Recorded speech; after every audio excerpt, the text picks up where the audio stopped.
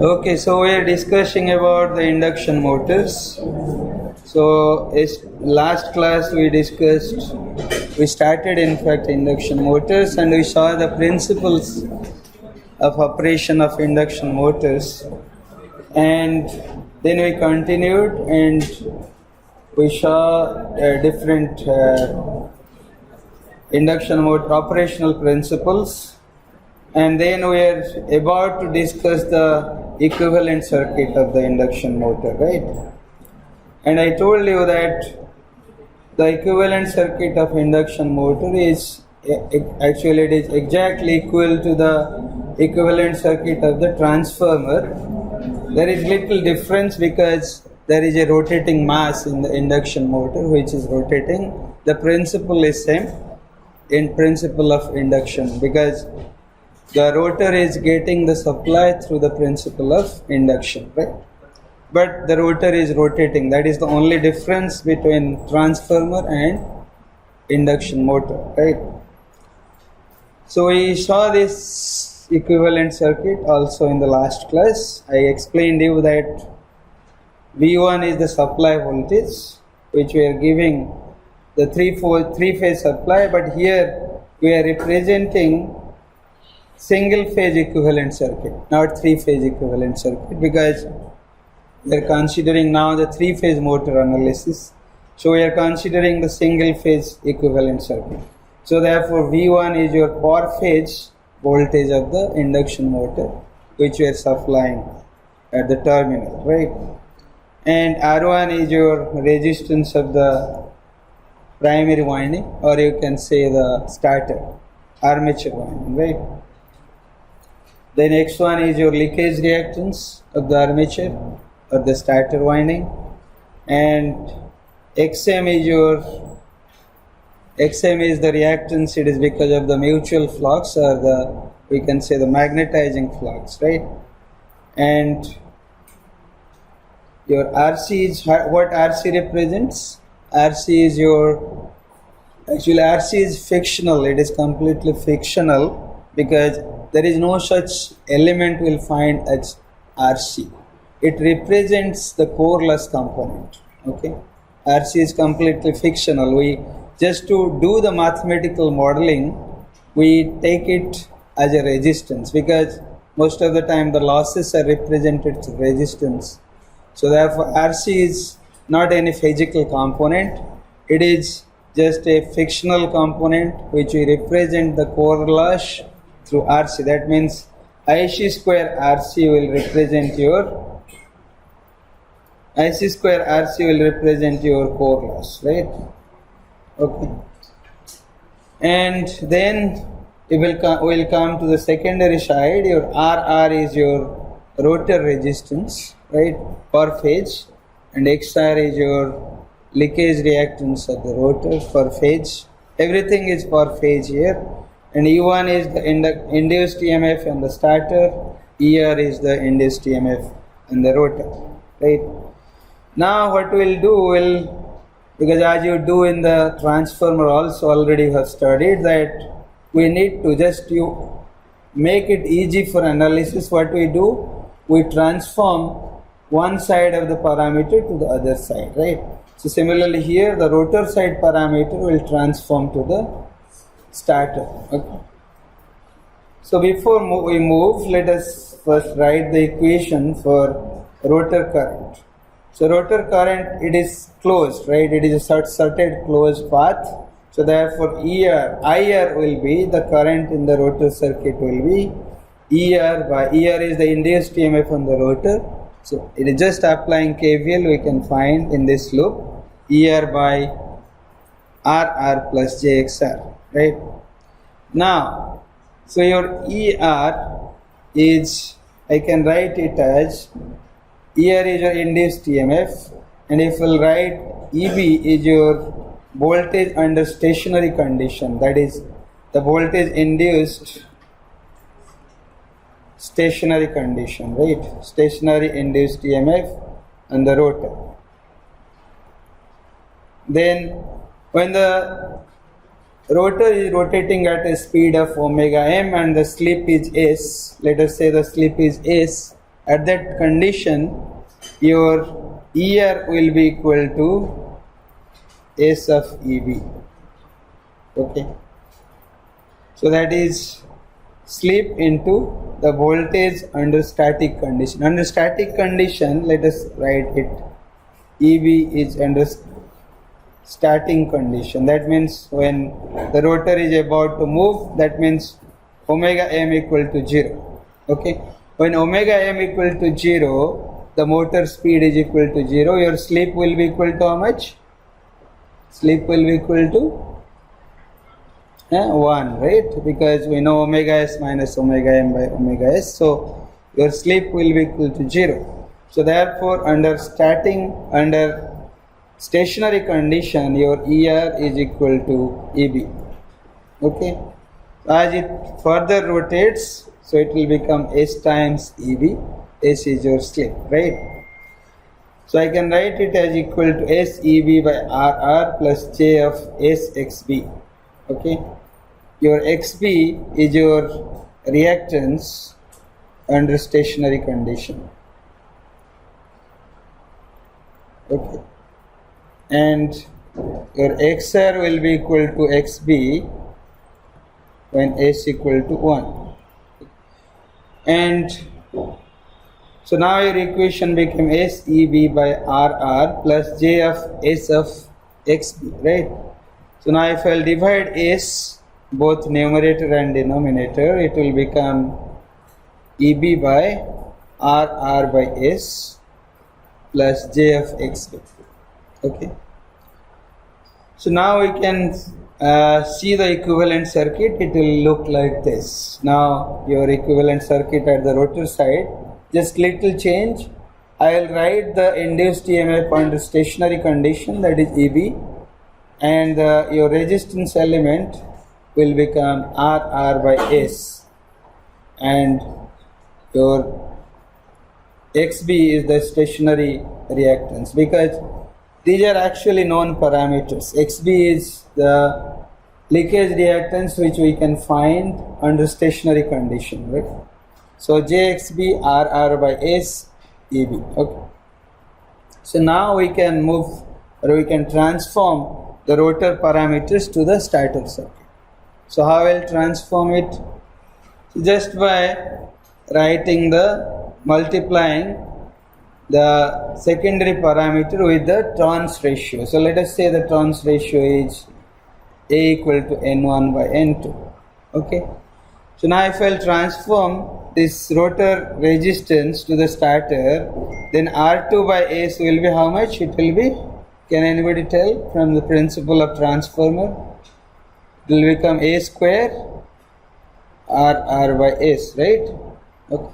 Similarly, your X2 will become A square J of A square XB.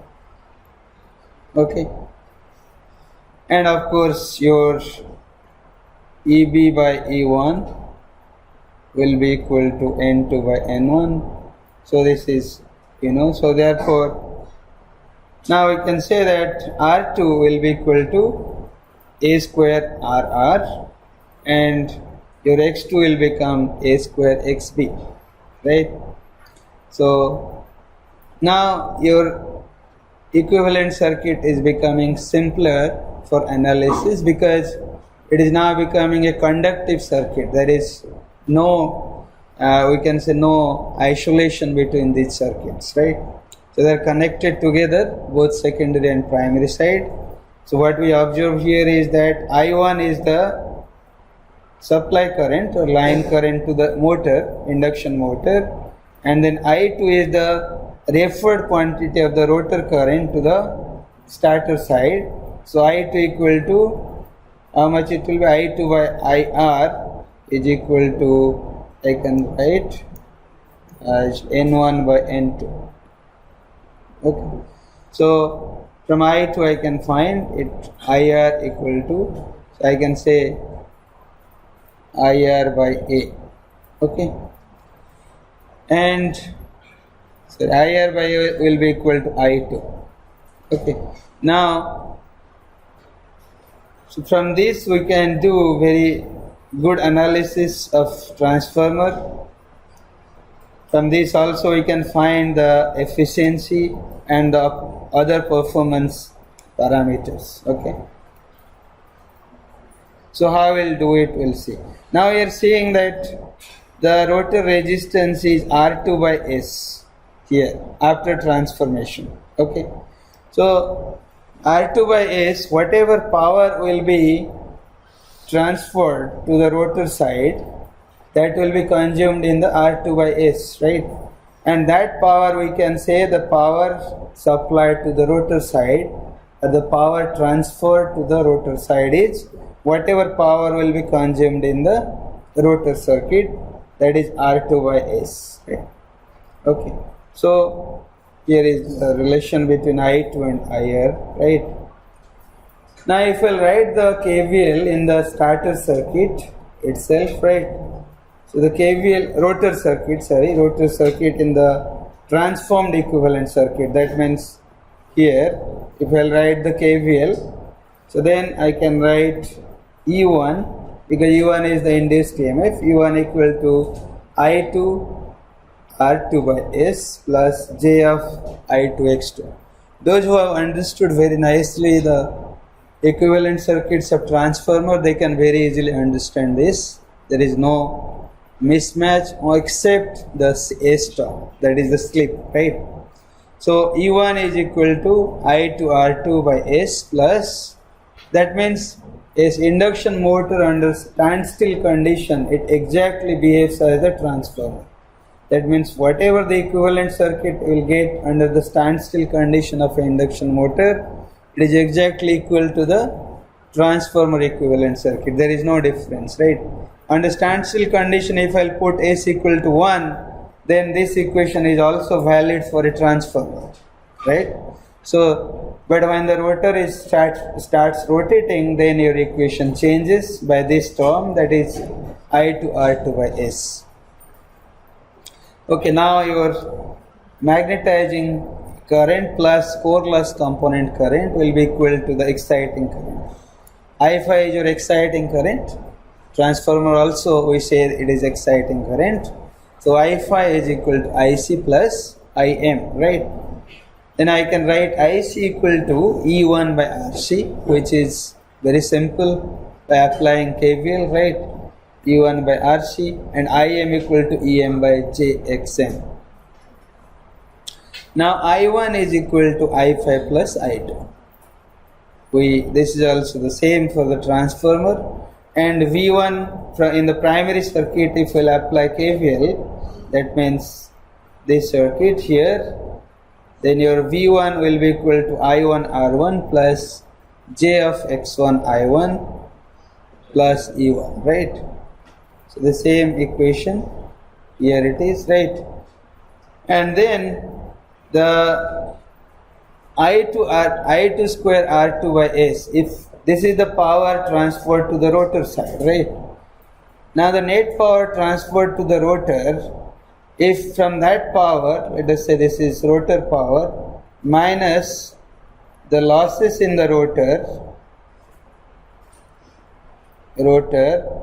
then that will give me the power developed, right? Developed power in the rotor. So the net power transferred to the rotor is I2 square R2 by S. So here we are doing further simplification of the rotor circuit. I2 square R2 by S is the net power transferred to the rotor, and I2 square R2 is the copper loss on the rotor, right?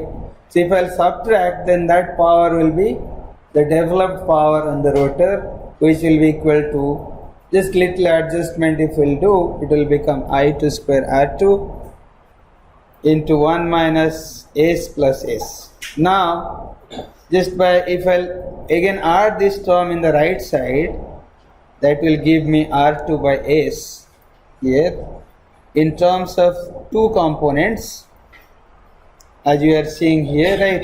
R2 by S, I can write it as R2 plus R2 into 1 minus S by S, right? So what it indicates is that R2 by S component previously we have seen, right?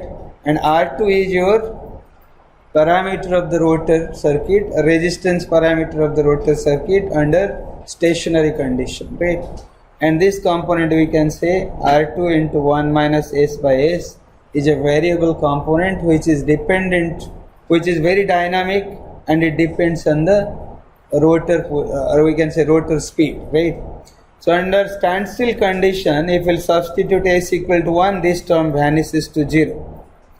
When I'll substitute S equal to 1, right? That is the standstill condition. That means only R2 is existing, right? And when rotor is rotating under certain speed, your S is having some value, then this term will be there. So therefore this term is a dynamic component, and we call it, sometimes we call it load component, or we call it dynamic component of the rotor side. Okay. This varies based on the rotor state, right? So why it is called load component? Because this component will vary based on the loading of the motor. When we overload the motor, your speed will also vary in case of induction motor, and hence your slip will vary, and this whole component will vary, right? Whole term will vary. So then I can write the equivalent circuit again, considering these two terms. R2 by S is now segregated in two terms. One is your static component, other one is your dynamic component. Now I can place them, instead of R2 by S, I can place R2, one component, and other component is R2 by S into 1 minus S. Okay. Now this is your final equivalent circuit, which we'll use for further analysis. And this equivalent circuit represents the rotor side referred to the starter side, right? So only in the rotor side we have variation. We can see this component becomes 0 when S equal to 1 under static condition. That means under the condition when the rotor is standstill, right? Okay, now we'll come to the expressions of power. Then we'll talk about the efficiency and the power flow diagram. So we know the input power from this diagram. What will be the input power here? This is a power phase equivalent circuit. It will be V1 I1 cos of theta 1. So if theta 1 is the angle between V1 and I1, then I can write V1 I1 cos theta 1. But this is a single phase diagram, so the total input power to the motor will be 3 times V1 I1 cos theta 1, right? So that is 3 times V1 I1 cos theta. Here it is mentioned as cos theta, right? So theta is the angle between V1 and I1. Now the starter copper loss. Starter copper loss is I1 square R1. 3 times of I1 square R1 is your starter copper loss, right? Total starter copper loss. And then core loss can be expressed as IC square RC on power phase basis. So for the 3-phase motor it will be 3 times IC square RC, right? Then now we'll see the power transferred in the air gap. Now up to this point we have calculated, right? Up to this point, the input power, the losses in the starter winding, and the loss in the core, right? Now what is the power that is transferred to the air gap? That means to the rotor. Through the air gap to the rotor, how much power is transferred? That is the input power minus whatever losses incurred in the starter side. So what are the losses incurred on the starter side? Their copper loss and core loss on the starter, right? So copper loss and core loss, if I'll subtract, I'll find the power transferred in the air gap, that is PAG. Okay, so that is equal to P in minus starter copper loss minus core loss. So the net power I will get that is transferred through the air gap to the rotor is P in minus PSCL minus PM. And alternatively that I can write, which is equal to 3 times I2 square R2 by S. Because already I told the net power consumed in the rotor side is whatever power consumed on the R2 by S, right? Because that is the only loss component in the rotor side. So therefore it will be 3 times I2 square R2 equal to S. That will be equal to P in minus PSCL minus PM, right? Same equation, and it will be equal. Then we'll come to the rotor losses. What are the losses in the rotor circuit? So first if we'll see the copper loss in the rotor circuit, that is thrice of I2 square R2, right?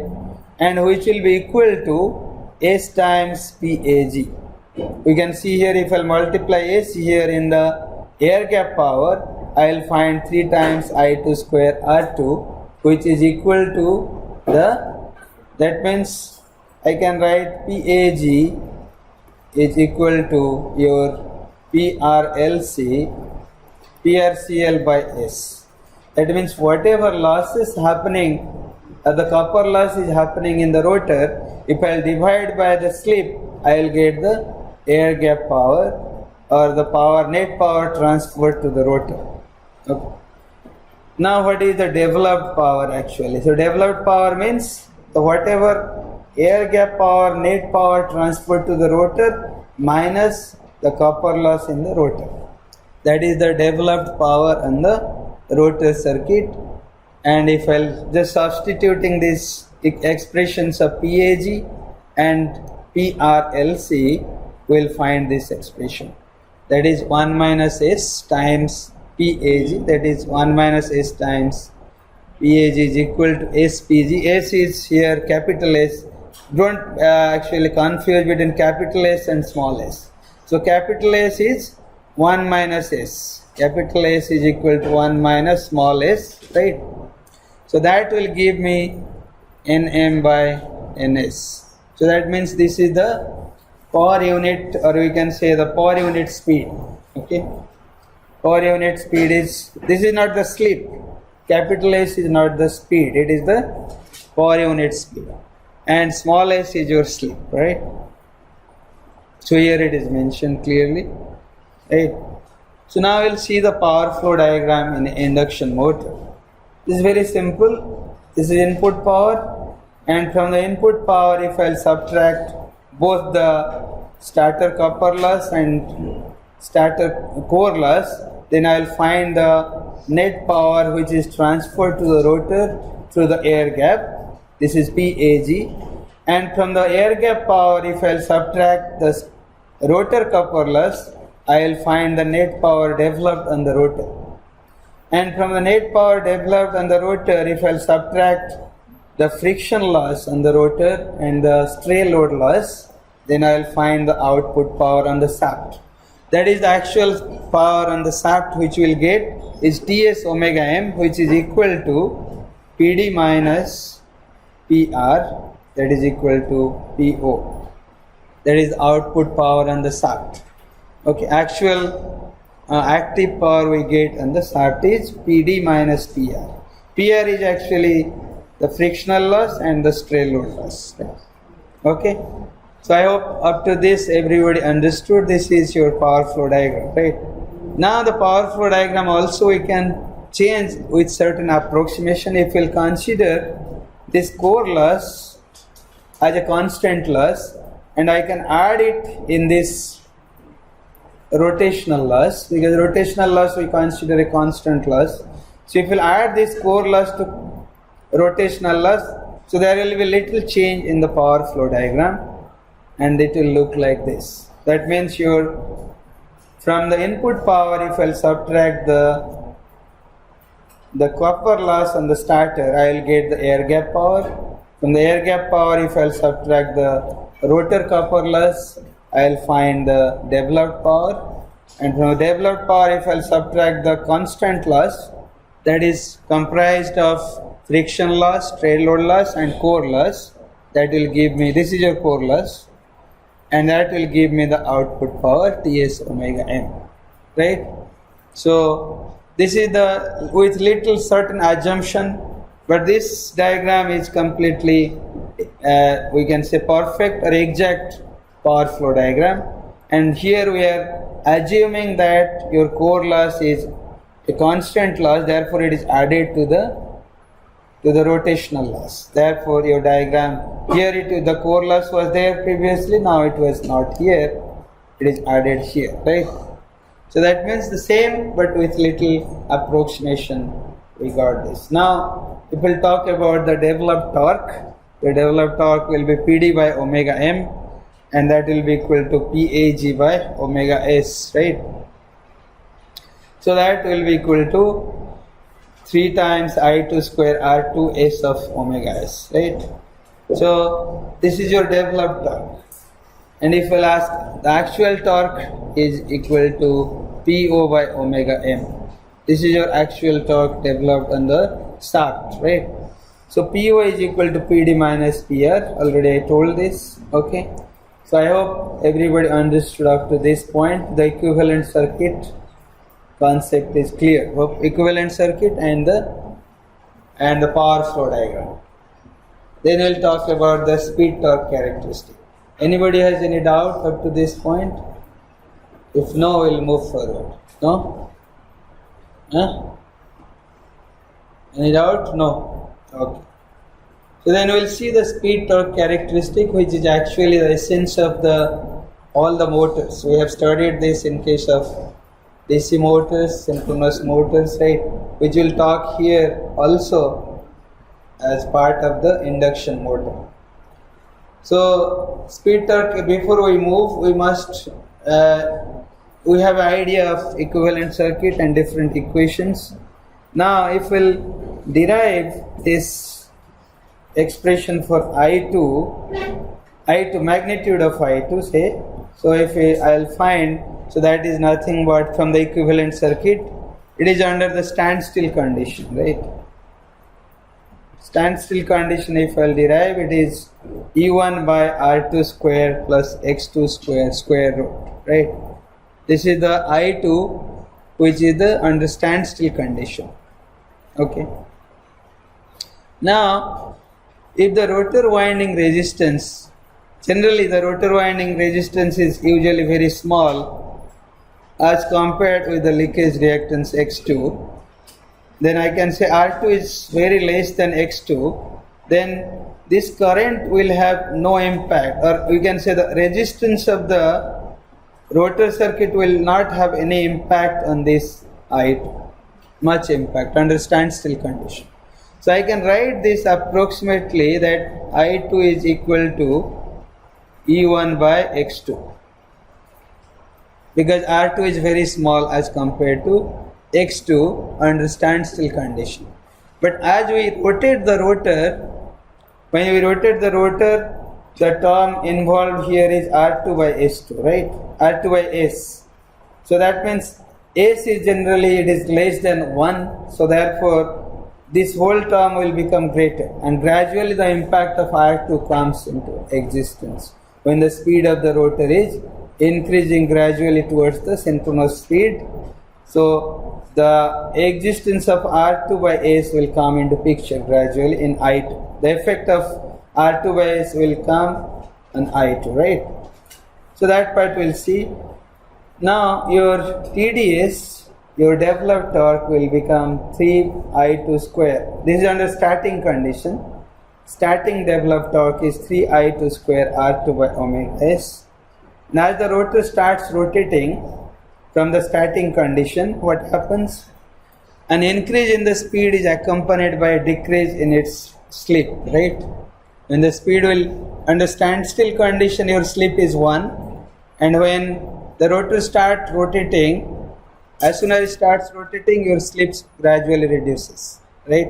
From 1 to 0.9, 0.8, gradually it reduces. Then as S decreases, your R2 by S increases. Of course, when S will decrease, R2 by S will increase. But the point is, as long as R2 by S is smaller than X2, the reduction in the rotor current is minimal. Okay? Because X2 have more impact than the R2 by S, till the point when R2 by S is smaller than X2. And X2 is the dominant factor as compared to R2 by S, right? So thus in this speed range, the rotor current may be approximated as this. So a rotor current will become E1 by X2 as I told, right? So since the rotor current is almost constant, the torque developed by the motor increases with increase in the effective resistance, that is R2 by S. Okay. So we can say thus the torque developed by the motor keeps increasing with decrease in the slip as long as the rotor resistance has little influence on the rotor current, right? So what is the torque equation? We'll see here. When the slip falls below a certain value, it is called breakdown slip. The hypothetical resistance becomes dominant factor. So there is, after a certain period, when the speed is achieved a point where R2 by S becomes dominant, that means it becomes equal to or greater than X2, then R2 by S becomes more dominant than the X2. Under that condition, the point where R2 by S2 becomes equal to X2 or greater than X2, we call it the motor achieves the breakdown slip. Okay. So then in this range, R2 by S greater than X2, the rotor current can be approximated as this. Okay, I2 equal to SE1 or E1 by R2 by S. So that we can write SE1 by R2. Okay. Now this torque developed by motor is now proportional to the slip, because your torque is actually directly proportional to, we know the torque equation, the developed torque is equal to thrice of I2 square R2 by S, right? Okay. And if we substitute the expression of I2 here, it will become S of E1, S square E1 square R2 by S, right? So then it gets cancelled out. It becomes proportional to S, right? So under this condition, the torque is proportional to S, means as the S will decrease, your torque will also simultaneously decrease, right? So therefore, after the breakdown slip, what happens? Your torque drastically decreases, right? And when the rotor is about to achieve the synchronous speed, your torque becomes 0. Okay. Therefore, this is called as breakdown slip when R2 by S is becoming greater than X2. That is the breakdown slip where the torque actually drastically decreases, right? So that under no load condition, what happens? The slip is almost 0. The hypothetical rotor resistance is nearly infinite because that is R2 by S. So when slip, this is achieving 0 position, then this R2 by S becomes infinite and your rotor current is approximately 0 and the torque developed is virtually, it becomes 0 from this expression as I shown you, right?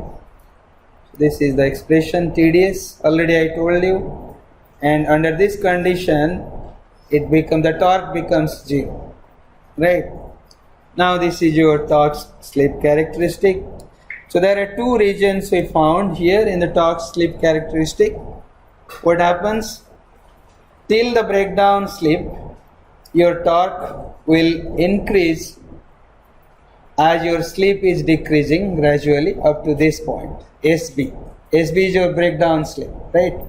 Then after the breakdown slip, when R2 by S becomes dominant, greater than X2, then your torque becomes drastically reduces and achieves 0 position. So therefore this position is known as breakdown torque. So what is the importance of this curve is that the operator must ensure that the motor is operating in this region only up to the breakdown point, breakdown slip. So if the motor will operate somewhere here, then the torque developed is gradually drastically reducing. So the torque may break down and it may unable to take the load. So the speed will become 0 at that point, right? So therefore, the operating region of the induction motor is this up to this, right? So this is your torque slip characteristic. And this region, under this region, your I2 is approximately E1 by X2, where X2 is the dominant component, right? It becomes R greater than R2 by S, and here R2 by S is your dominant component. So here the expression of I2 is equal to S times E1 by R2. Okay. I hope you understood this concept of torque slip characteristic, right? Everybody understood? Yes or no? Yes. Okay. So now here is a problem. Please take out your calculator and start working on it. What is efficiency? Let me write first, right? That is PO by EN. Okay. Now you know PO here. PO is given or not? Power output is given. Is it given? Huh? No, right? Or Pin is given. Power input is given. Huh? Is the power input given? Not given.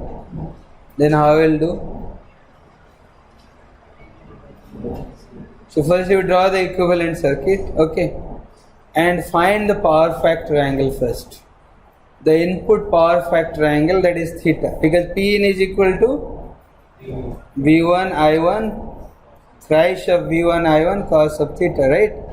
So we need to find I1 and theta from the equivalent circuit. V1 is given 230 volt, okay, 3-phase line to line. So convert it to phase. For phase equivalent, that is root 3, divide by root 3, 230 by root 3. Okay, so V1 will be equal to 230 by root 3. Okay, you got it? Now from the equivalent circuit, can you find I1 and theta from the equivalent circuit? Little complex, but you can do it. If you have eagerness, you can do it. But if you have no eagerness, you cannot. Okay. From the equivalent circuit itself, just applying KVL, you can find I1, and from that also you can find theta. Very easy. Just you have to solve an RL circuit, okay, and you can find it. After finding I1 and theta, you can find Pin, right?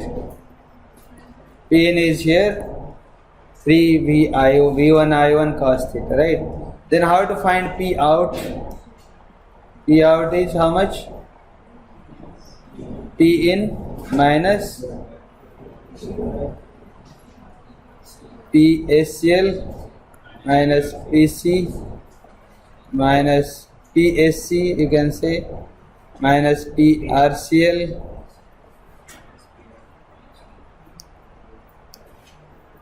minus PR. PR is given, and you need to find all these. P you know, so PSCL you find, P core loss you find, PRCL you find. Very simple. And just subtract everything from P in, you will find P out. Very simple problem, but you need to give a little effort. You understood? Yes or no? Yes. Do it.